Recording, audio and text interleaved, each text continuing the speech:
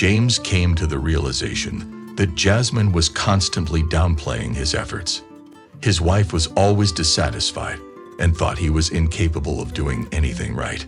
Not making enough money, not coming home on time, not sitting at the table correctly, and even not sleeping properly all seemed to be criticized by her. Jasmine shamelessly cited other men as examples. Other men's husbands, boyfriends, James's friends, and even his own brother, with whom she knew he had a strained relationship. James could withstand all the attacks, but when Jasmine started comparing him to Marcus, the tipping point came. He started swearing, yelling, and even threatened divorce. Well, if they're so perfect, James was indignant. Then why did you marry me? Clearly, I'm not good enough for them. So how did you fall in love with me, you fool? Shouted Jasmine back at her husband. James himself couldn't understand why he loved his wife so much. Despite all the offenses, he quickly forgot about everything and was ready to embrace her again. So it went on for many years. They loved each other, quarreled, and yet remained together. Their adult son often wondered why his parents had not yet divorced. When he finally asked his father about it, James only smiled and shrugged, admitting that it was a mystery even to him. One evening, on her way home from work, Jasmine unexpectedly shared the news with her husband. She had quit her job and had no plans to look for another one in the next few months. I need a vacation, she explained. James had no choice but to make a decision. And so the start of the indefinite vacation began with dinner. Soon the man realized that he appreciated the presence of his beloved at home. Every night, a terrific hot dinner awaited him, served by a rested Jasmine, who greeted him with a smile. Gradually, James noticed that the frequency of arguments and tantrums in the family had decreased, creating a sense of peace. His wife's lack of work seemed to benefit everyone. One day, while tidying up, James came across a pack of cigarettes hidden behind a shelf in the hallway. This discovery puzzled him, as neither he nor his wife had smoked in years. He immediately suspected his son, and when he returned from school, bluntly asked him about it. "Eric, are these yours?" he asked. "I don't smoke," the young man replied, shrugging his shoulders. Eric, who was in 11th grade, was at an age where peer pressure often influences decisions like trying to seem cool by smoking. Although James wasn't going to reprimand his son, he couldn't help but wonder. Eric remained calm, confidently stating that he had never seen a cigarette before. From his calm reaction, confident look, and lack of nervousness, James realized that his son was telling the truth. He dismissed his suspicion and apologized to his son. Later, when Jasmine returned from her manicure, he inquired about the find. "Oh, Annabelle's cigarettes were found," the woman remarked. "We were looking for them earlier." Annabelle, Jasmine's best friend, according to James's recollection, didn't smoke. Handing his wife a pack of cigarettes, she assured him that she would return them to their rightful owner. A short while later, James happened to meet Annabelle at a shopping center where he was strolling. After a brief conversation about their well-being, he inquired, "Did you get your cigarettes back?" "I found them behind the shelf." "What, that's amazing," replied the companion. "Well, I quit smoking in high school, and Jasmine said they were yours," James muttered. After saying goodbye to his wife's friend, he continued to run his errands, pondering the situation. At first, he suspected that Eric was deceiving his father and his mother was hiding her son's habit. Suddenly, a disturbing thought struck him. Stopping in the middle of the store aisle, he leaned on the shopping cart. What if Jasmine had been unfaithful?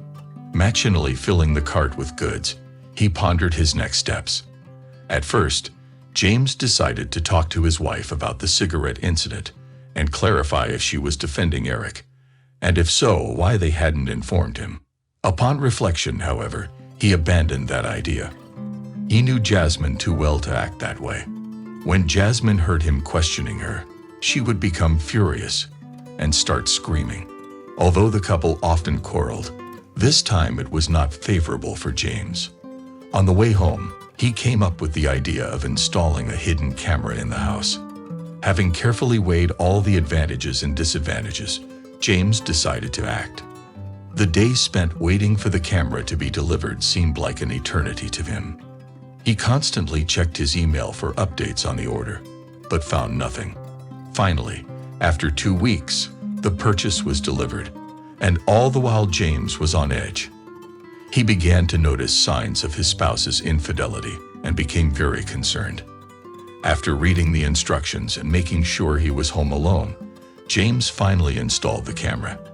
He prayed that his wife would not discover its installation, as it would ruin everything. The situation made James paranoid, and he was constantly checking for intruders.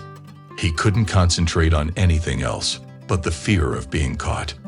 He devoted all his energies to finding out if his wife was cheating on him. Several times he imagined a man entering their apartment, the same man who owned the suspicious cigarettes. James had a clear plan of action. Capture the moment on video and present it to her. If she couldn't offer a decent explanation, everything would be settled. Meanwhile, his wife noticed that he began to drink more often. To cope with the stress, James went to the nearest pub after work and drank a couple of liters every night. This new habit worried Jasmine even more. Now, in addition to her already existing grievances, she was accusing her husband of alcoholism. "You can kiss the apartment goodbye," she exclaimed every time she saw him on the couch with a mug of beer in his hands. James struggled to keep his temper in check and resist the urge to pounce on her. It took a huge effort, but each time he managed to reply calmly, "It's just a mug of beer." Despite his attempts to reason with her, his wife ignored his pleas and continued to overstep her bounds. Nearly 3 weeks after the security camera was installed, James' growing fear and curiosity led him to turn on his phone to check what was going on at home during business hours. What he saw plunged him into disbelief. Jasmine, dressed in an exquisite lace robe, opened the front door and greeted a man James didn't recognize. At that moment, a weight fell off his heart, for he feared more than anything that his own brother would betray him. Seeing Jasmine and the uninvited guest kissing, James felt disgusted. Unable to watch it, he still peeked through his eyelashes at what was happening. Soon both figures disappeared from the camera's view, and James stopped recording. In the evening, wasting no time, he met up with his wife. Holding out to her the phone on which the incriminating video had been recorded, he watched as Jasmine threw the phone to the floor in anger. She continued to berate him, accusing him of invasion of privacy, but never admitted her guilt.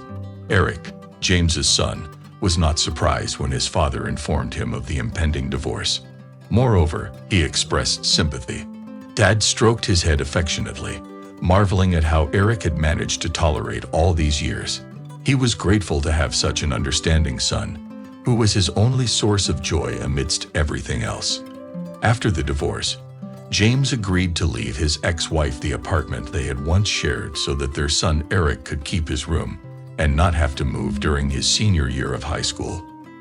As a result, James rented a small apartment for himself in another neighborhood. Through his son, James learned that his ex-wife had begun openly dating her lover after the divorce.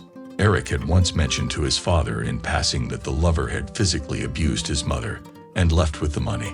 James wanted to ask more about the incident, but his son continued to remain silent. It was a grim realization that the grass is not always greener on the other side. We often compare ourselves to others, thinking it will lead to personal growth, but we end up in a worse situation. Jasmine went through this and now regretted losing her love with James.